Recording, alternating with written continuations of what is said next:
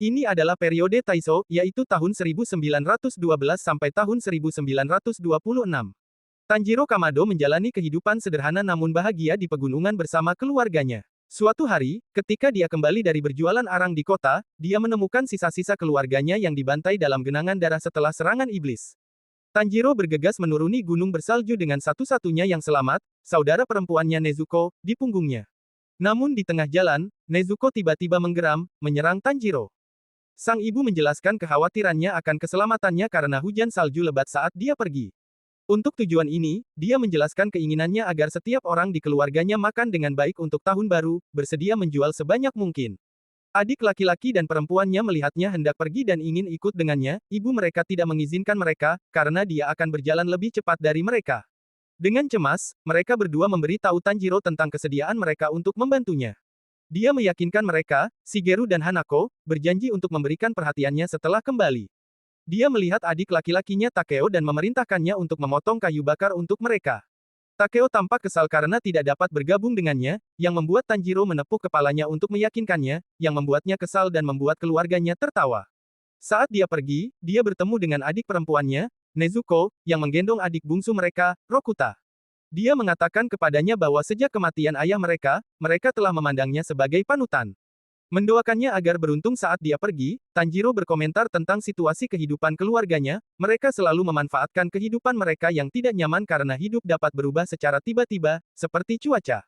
Sesampainya di kota terdekat untuk mulai menjual arang, Tanjiro mendengar beberapa penduduk kota memuji dan berterima kasih kepadanya atas perbuatannya di masa lalu.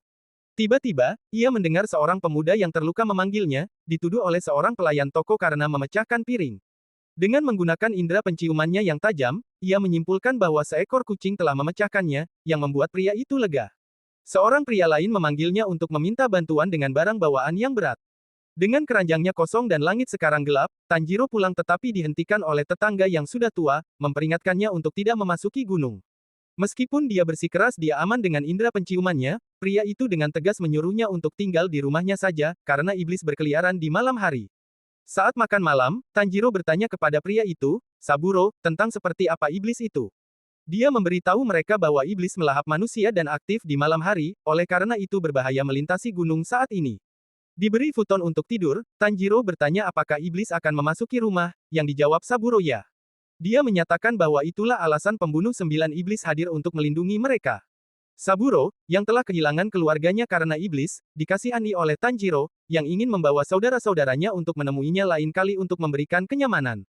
Nezuko menyerang pendekar pedang itu. Saat Nezuko menyerangnya untuk melindungi Tanjiro, dia menyadari bahwa Nezuko terluka dan menghabiskan energi untuk menyembuhkan lukanya dan melawannya sambil menahan keinginan untuk membunuh Tanjiro demi makanan. Menyadari bahwa Nezuko berbeda, pendekar pedang itu memilih untuk menyelamatkannya, menyarungkan pedangnya dan membuatnya pingsan.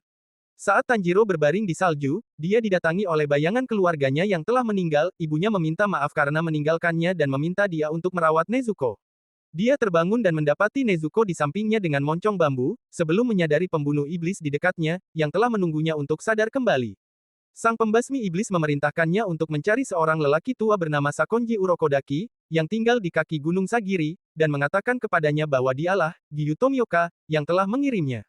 Giyu memperingatkannya untuk tidak membiarkan Nezuko terkena sinar matahari sebelum menghilang. Setelah menguburkan keluarganya di halaman depan rumah mereka, Tanjiro menggandeng tangan Nezuko, dan bersama-sama, mereka meninggalkan rumah mereka dan menuju ke gunung.